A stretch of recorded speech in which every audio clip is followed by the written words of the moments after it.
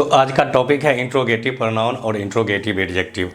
बहुत सारा कन्फ्यूजन है क्या कि कब जो है सो एक ही वर्ड इंट्रोगेटिव एडजेक्टिव की तरह यूज होता है और कब वही वर्ड जो है सो इंट्रोगेटिव प्रोनाउन की तरह यूज होता है। उसके बाद मीनिंग क्या होता है इंट्रोगेटिव वर्ड जो कि इंट्रोगेटिव प्रोनाउन और इंट्रोगेटिव एडजेक्टिव दोनों होता है, तो उसका मीनिंग क्या होता है और उसका यूज किस लिए किया जाता है, इस सब चीज़ को जो है सो समझना है। ठीक है, तो इंट्रोगेटिव एडजेक्टिव और इंट्रोगेटिव प्रोनाउन। ठीक है, चलो फर्स्ट है आपका हु। तो समझते हैं कि हु का मीनिंग क्या होता है। हु का मीनिंग होता है कौन। ठीक, एकदम पॉइंट वाइज आपको समझाएंगे, ज़्यादा इधर उधर की कुछ भी बातें नहीं करना है। ठीक है, एकदम टू द पॉइंट बातें करके टॉपिक को फिनिश करना है। ठीक है, ऐसे भी आप जानते होंगे कि इधर उधर की बातें करना तो मेरी आदत है नहीं। ठीक है, टू द पॉइंट बातें करेंगे। तो हु का मीनिंग क्या होता है कौन, और इसका यूज किया किसके लिए जाता है, तो व्यक्ति के लिए किया जाता है। ठीक है, तो मीनिंग भी समझ गए, किसके लिए यूज किया जाता है, तो व्यक्ति के लिए यूज किया जाता है। अब सवाल है कि किस लिए किया जाता है, तो सब्जेक्ट को फाइंड आउट करने के लिए। किस लिए किया जाता है, सब्जेक्ट को फाइंड आउट करने के लिए। अब आप में से कुछ ऐसे भी होंगे जिनको ये भी नहीं पता होगा कि सब्जेक्ट का मीनिंग क्या होता है। तो सब्जेक्ट का मीनिंग होता है कर्ता। ठीक है, यानी जो किसी काम को संपन्न करता है। ठीक है, तो समझ गए। हु फर्स्ट वर्ड है हु, इसका मीनिंग है कौन, इसका यूज किया जाता है व्यक्ति के लिए। और क्यों किया जाता है, तो सब्जेक्ट को ढूंढने के लिए, यानी सब्जेक्ट को खोजने के लिए। चलो एग्जांपल से समझते हैं। हु आर प्लेइंग क्रिकेट, तो यहाँ पर मतलब हो गया कि कौन कौन क्रिकेट खेल रहा है, यानी क्रिकेट जो खेला जा रहा है वो किसके द्वारा खेला जा रहा है, कौन खेल रहा है, क्रिकेट खेलने वाला है कौन। क्या कहते हो कि राम है, मोहन है, सोहन है, राहुल है। ओके, तो आप सब नाम बताते हो, तो ये सब क्या हो गया, सब्जेक्ट हो गया। Second, who is helping you, कौन तुम्हारा मदद कर रहा है, यानी जो तुम्हारा मदद कर रहा है वो कौन है, यानी सब्जेक्ट कौन है। ठीक है, जिसके द्वारा मदद किया जा रहा है, क्योंकि यहाँ पर यू जो है, तुम जो हो, तो तुमको तो मदद नहीं किया जा रहा है, तुम तो ऑब्जेक्ट है। तो फिर यहाँ पर सब्जेक्ट कौन है, जो मदद कर रहा है। ठीक है, तो समझ में आ गया होगा, हु का यूज समझ में आ गया होगा। सेकेंड है होम। ठीक है, होम का मीनिंग क्या होता है, इसका मीनिंग होता है किसे। होम का क्या मीनिंग होता है, किसे। इसका यूज किसके लिए किया जाता है, तो व्यक्ति के लिए किया जाता है। और किस लिए किया जाता है, तो ऑब्जेक्ट यानी कर्म, ऑब्जेक्ट यानी कर्म को खोजने के लिए किया जाता है, ऑब्जेक्ट को खोजने के लिए किया जाता है। हु से किस चीज़ का पता लगाते हैं, तो सब्जेक्ट का। हुम से किसका पता लगाते हैं, ऑब्जेक्ट का। हुम से किसका पता लगाते हैं, ऑब्जेक्ट का। ठीक है, तो क्या बोले, हुम किसे व्यक्ति के लिए यूज किया जाता है और ऑब्जेक्ट का पता लगाने के लिए। चलिए एग्जांपल से देखते हैं। हुम हैव यू बीटेन, यानी तुमने किसको पीटा। पीटने वाला तो तुम खुद है, लेकिन पिटाने वाला कौन है, तुम जो पीटा है, पीटने का कार्य जो किया है तुम, वो पीटा किसको है, यानी कौन पिटाया है, ये खोजना है। ठीक है, पीटने वाला तुम जो है, ये तो सब्जेक्ट हो गया। और होम से किसका पता लगा रहे हैं, ऑब्जेक्ट का। कहता है होम डिड यू टीच, यानी तुमने किसको पढ़ाया। पढ़ाने वाला तो तुम खुद हो, जो कि क्या हो, सब्जेक्ट हो। तो फिर तुमने जिसको पढ़ाया है वो कौन है, यानी ऑब्जेक्ट कौन है। तो यहाँ होम से किसका पता लगाते हैं, ऑब्जेक्ट का। किसका पता लगाते हैं, ऑब्जेक्ट का। यहाँ लिख चुके हैं कि जब हम होम से क्वेश्चन करते हैं तो क्या होता है, ऑब्जेक्ट का पता लगाते हैं। अब एक चीज़ और बता देते हैं कि हु और होम ये दोनों महाशय जो है ना, ये प्योर प्रोनाउन है। ये हु और होम क्या है, ये प्रोनाउन है, यानी प्योर प्रोनाउन है ये। ठीक है, ये एडजेक्टिव कभी नहीं होते हैं, प्रोनाउन ही रहते हैं।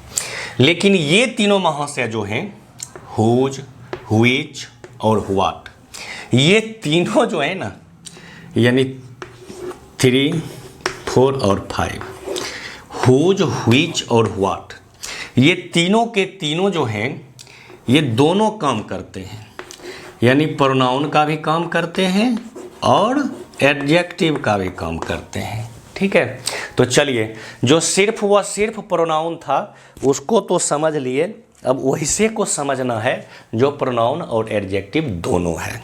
ठीक है, तो यहाँ आ गया हुज। हुज का मीनिंग क्या होता है? इसका मीनिंग होता है किसका या किसकी। ठीक है, इसका यूज किसके लिए किया जाता है? तो व्यक्ति हो, जानवर हो, वस्तु हो, सब के लिए इसका यूज किया जाता है। ठीक है, लेकिन करते किस लिए हैं? तो अधिकार बताने के लिए। पोजेशन मीन्स क्या होता है? अधिकार बताने के लिए। ठीक है, हुज का मीनिंग क्या होता है? किसका या किसकी। करते किसके लिए हैं? तो व्यक्ति, जानवर या वस्तु, किसी के लिए भी करते हैं। और किस लिए करते हैं? तो पोजेशन मीन्स अधिकार दिखाने के लिए करते हैं। ठीक है, जैसे हुज इज दिस कार। ठीक है, यानी यह कार किसकी है, यानी इस कार पर किसका अधिकार है। ठीक है, हो गया। अब देखते हैं, हुज पेन इज दिस, यानी यह किसकी कलम है, यह किसकी कलम है। ठीक है, यानी इस कलम पर किसका अधिकार है। ठीक है, तो ये हो गया, यानी अधिकार। हुज से अधिकार या पोजेशन की बातें करते हैं। अब बोले थे कि हुज जो है वह प्रोनाउन और एडजेक्टिव दोनों की तरह यूज होता है। ठीक है, तो देखो फर्स्ट एग्जांपल में हुज के बाद वर्ब आया है। ठीक है, यानी हुज के बाद नाउन नहीं है, तो ये क्या हो गया? ये हो गया इंट्रोगेटिव प्रोनाउन। लेकिन नेक्स्ट जो है हुज पेन इज दिस, यहाँ देखो हुज के बाद पेन जो है यह नाउन है, तो इसका मतलब यहाँ पर हुज क्या हो गया? ये हो गया इंट्रोगेटिव एडजेक्टिव। कल भी हम ये बातें बताए थे। ठीक है, कि हुज, व्हिच और व्हाट के बाद अगर नाउन आ जाएगा, ठीक है, तो ये इंट्रोगेटिव हो जाएगा। अगर नाउन नहीं आएगा तो सॉरी, हुज, व्हिच और व्हाट के बाद अगर नाउन आ जाएगा तो ये इंट्रोगेटिव एडजेक्टिव हो जाएगा। अगर नाउन नहीं आएगा तो ये इंट्रोगेटिव प्रोनाउन हो जाएगा। यहाँ भी देख लो, जैसे व्हिच के बाद नाउन नहीं है, सॉरी, व्हिच के बाद नाउन नहीं है, यानी क्या है? वर्ब है, तो ये क्या हो गया? ये हो गया प्रोनाउन। लेकिन व्हिच के बाद यहाँ देखो क्या है? वुक, जो कि एक नाउन है, तो इसका मतलब ये क्या हो गया? ये हो गया इंट्रोगेटिव एडजेक्टिव। इसी तरह से यहाँ भी देखोगे, ठीक है, हालांकि यहाँ पर इंट्रोगेटिव एडजेक्टिव का नहीं है एग्जाम्पल दिया हुआ, ठीक है, सिर्फ प्रोनाउन ही दिया हुआ है। तो याद हो गया कि हुज, व्हिच और व्हाट के बाद अगर कोई नाउन आ जाएगा तो ये हो जाएगा इंट्रोगेटिव एडजेक्टिव, और व्हाट, व्हिच और हुज के बाद नाउन नहीं आएगा तो ये हो जाएगा इंट्रोगेटिव प्रोनाउन। और इसमें से कुछ है जो एक्सक्लामेटरी प्रोनाउन की तरह भी यूज होता है, रिलेटिव प्रोनाउन की तरह भी यूज होता है। तो अगर आप मेरा वो वीडियो नहीं देखे हैं जो व्हाट का यूज हम बताए हैं, व्हाट और व्हिच का यूज जो हम बताए हैं, अगर वो वीडियो आप नहीं देखें तो आप उसको जाके देख लीजिएगा। ठीक है, तो आपका कन्फ्यूजन दूर हो जाएगा, क्योंकि इसमें जैसे व्हाट है तो interrogative adjective, interrogative pronoun, relative pronoun, exclamatory adjective, exclamatory pronoun, बहुत तरीके से इसका यूज होता है। तो थोड़ा सा आपका डाउट वहाँ क्लियर हो जाएगा ज़्यादा करके। ठीक है, क्योंकि यहाँ पर हम सिर्फ इंट्रोगेटिव प्रोनाउन और इंट्रोगेटिव एडजेक्टिव को ही बताए हैं, वहाँ पर थोड़ा डिटेल से बताए हैं किसी एक को। जैसे व्हाट को बताए हैं तो व्हाट के बारे में पूरा बताए हैं, व्हिच को बताए हैं तो व्हिच के बारे में पूरा का पूरा बताए हैं। ठीक है, कि व्हिच का यूज रिलेटिव प्रोनाउन की तरह भी होता है। यहाँ पर तो हम सिर्फ इंट्रोगेटिव प्रोनाउन और इंट्रोगेटिव एडजेक्टिव को ही डिस्कस कर रहे हैं। ठीक है, चलो नेक्स्ट देखते हैं। हुज इज दिस कार हो गया, तो हुज में क्या बताए थे? ये पोजीशन बताता है, और हुज जो है इसका यूज इंट्रोगेटिव एडजेक्टिव और इंट्रोगेटिव प्रोनाउन दोनों तरीके से किया जाता है। ठीक है, चलिए नेक्स्ट व्हिच। व्हिच का मीनिंग क्या होता है? व्हिच का मीनिंग होता है कौन सा या कौन सी। ठीक है, किसके लिए होता है? तो व्यक्ति, जानवर, वस्तु, सब के लिए होता है। और किस लिए किया जाता है?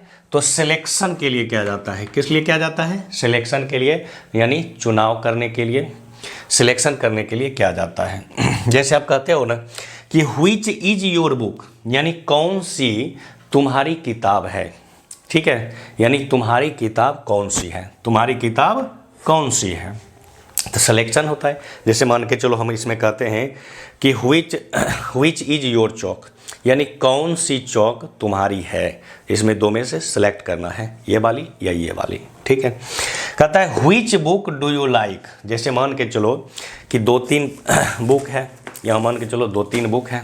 ठीक है। और कहते हैं कि which book do you like, यानी इसमें से कौन सी किताब तुम ज़्यादा पसंद करते हो, ये वाली करते हो या ये वाली करते हो, ठीक है।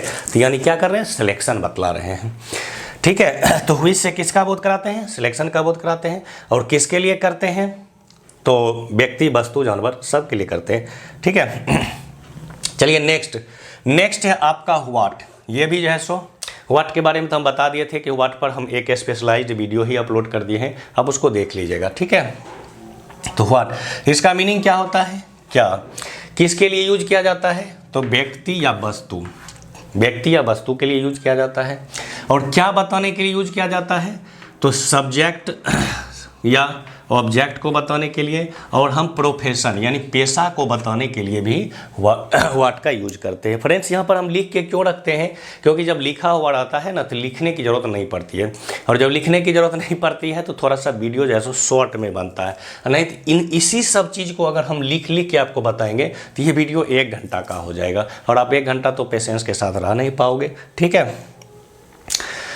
तो क्या बताए थे, व्हाट का मीनिंग होता है क्या, इसका यूज व्यक्ति या वस्तु के लिए किया जाता है। तो फिर करते किस लिए हैं, ये किसके लिए किया जाता है, तो व्यक्ति या वस्तु के लिए किया जाता है। और किस लिए किया जाता है, तो सब्जेक्ट को फाइंड करने के लिए, ऑब्जेक्ट को फाइंड करने के लिए, प्रोफेशन बताने के लिए किया जाता है। जैसे देखो कहता है what is your father, what is your father, यहाँ पर ये 2 काम कर रहा है, ठीक है। एक तो यह जो है सो सब्जेक्ट का भी काम कर रहा है, यानी तुम्हारे फादर जो है क्या है, ठीक है। तो एक ये सब्जेक्ट का भी काम कर रहा है, दूसरा ये प्रोफेशन यानी पेशा भी पूछ रहा है।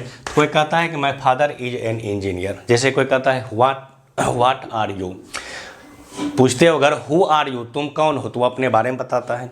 लेकिन तुम पूछते हो उससे कि व्हाट आर यू, तुम क्या हो, तो वो अपने पेशा के बारे में बताता है, उसका जो प्रोफेशन है उस चीज़ के बारे में बताता है। मैं डॉक्टर हूँ, इंजीनियर हूँ, फार्मर हूँ, लॉयर हूँ, जो भी हूँ, उसका जो पेशा है उस चीज़ के बारे में बताता है, ठीक है। कहता है what did you buy yesterday, तुमने कल क्या खरीदा, what did you buy yesterday, तुमने कल क्या खरीदा, यानी खरीदने वाले तो तुम खुद हो, जो कि एक सब्जेक्ट हो, ठीक है। तो खरीदने वाले तुम खुद हो, लेकिन जो चीज़ तुम खरीदे हो वो क्या है, ऑब्जेक्ट है। और उसी ऑब्जेक्ट का पता लगाने के लिए जो है सो किसका यूज किया गया है, व्हाट का यूज किया गया है। यहाँ पर फर्स्ट में व्हाट का यूज किस लिए किया गया था, 2 काम से, एक तो सब्जेक्ट का पता लगाने के लिए, और दूसरा जो है सो प्रोफेशन यानी पेशा के लिए हुआ था। सेकेंड में व्हाट का यूज किस लिए हुआ है, ऑब्जेक्ट का पता लगाने के लिए हुआ है, ठीक है। अब एक मोस्ट इम्पॉर्टेंट थिंग है इसमें, इंट्रोगेटिव प्रोनाउन और इंट्रोगेटिव एडजेक्टिव में, जो कि अगर आप कंपटीशन की तैयारी करते हो तो आपको बहुत ज़्यादा ज़रूरत पड़ेगा, या फिर एक्टिव से पैसिव वॉइस जब बनाने लगते हो तो एक्टिव पैसिव वॉइस में भी इसका बहुत ज़्यादा ज़रूरत पड़ता है। वो 2 चीज़ क्या है, सो देख लो कि अगर आप हुम का यूज करते हैं, हुम से अगर आप क्वेश्चन पूछते हैं तो प्रीपोजिशन का यूज जो है सो हुम से पहले ही किया जाता है। लेकिन अगर आप हु से क्वेश्चन पूछते हो और प्रीपोजिशन का यूज करना है तो प्रीपोजिशन का यूज सबसे अंत में किया जाता है, यानी लास्ट में किया जाता है, ठीक है। जैसे देखो क्वेश्चन कहता है कि by whom was the Ramayana written, यानी रामायण किसके द्वारा लिखा गया था, रामायण किसके द्वारा लिखा गया था। तो यहाँ पर होम का यूज हुआ है, तो इसलिए जो है सो बाय का यूज पहले हो गया। बाय क्या है, यह एक प्रीपोजिशन है, ठीक है। लेकिन कहता है कि who was the Ramayana written by, यहाँ हु का यूज हुआ है, तो आप देख रहे होंगे कि बाय जो कि प्रीपोजिशन है, इसका यूज जो है सो सेंटेंस के सबसे लास्ट में हुआ है, ठीक है। अगर आप यहाँ तक वीडियो देख रहे हो तो इसका मतलब है कि आप इंग्लिश के प्रति बहुत ज़्यादा कॉन्शियस हो, ठीक है। आप बहुत ज़्यादा कॉन्शियस हो और आप चाहते हो कि इंग्लिश सीखें, ठीक है। तो ऐसे आप देखे होंगे कि मैंने वीडियो के शुरू में या वीडियो के बीच में मैंने कभी नहीं बोला था किसी को लाइक करने के लिए या फॉलो करने के लिए, सब्सक्राइब करने के लिए मैंने किसी को नहीं बोला था, ठीक है। लेकिन अगर आप यहाँ तक आ चुके हो वीडियो देखते हुए तो इसका मतलब है कि बहुत ज़्यादा आप कॉन्शियस हो इंग्लिश सीखने के प्रति, ठीक है। तो आप क्या करो कि वीडियो को लाइक कर दो और थोड़ा शेयर भी कर दो, ताकि थोड़ा मेरा भी बेनिफिट हो जाए और थोड़ा आपके दोस्तों का भी बेनिफिट हो जाए। और इसको अगर फॉलो नहीं किए हो अगर फेसबुक वगैरह पर देख रहे हो, इंस्टा पर देख रहे हो तो आप इसको फॉलो कर लो, और अगर आप यूट्यूब पर देख रहे हो तो इसको सब्सक्राइब कर लो ताकि आपको नोटिफिकेशन मिल सके। आपको इसलिए कर रहे हैं क्योंकि आप जो है सो कॉन्शियस हो, यहाँ तक वीडियो देखे हो, तो आप इसको सब्सक्राइब कर लो ताकि आपको नोटिफिकेशन मिल सके। और नोटिफिकेशन क्या होता है, वो आपको याद दिलवाता है कि आप जिस चीज़ के प्रति ज़्यादा कॉन्शियस हो ना, वो वीडियो आ चुका है, आप उसे देख के जैसो अपने नॉलेज को इन्हेंस कर लो, जो कि आपको पूरी ज़िंदगी हेल्प करते रहेगा। ठीक है, और फिर हम आपसे मिलते हैं नेक्स्ट वीडियो में।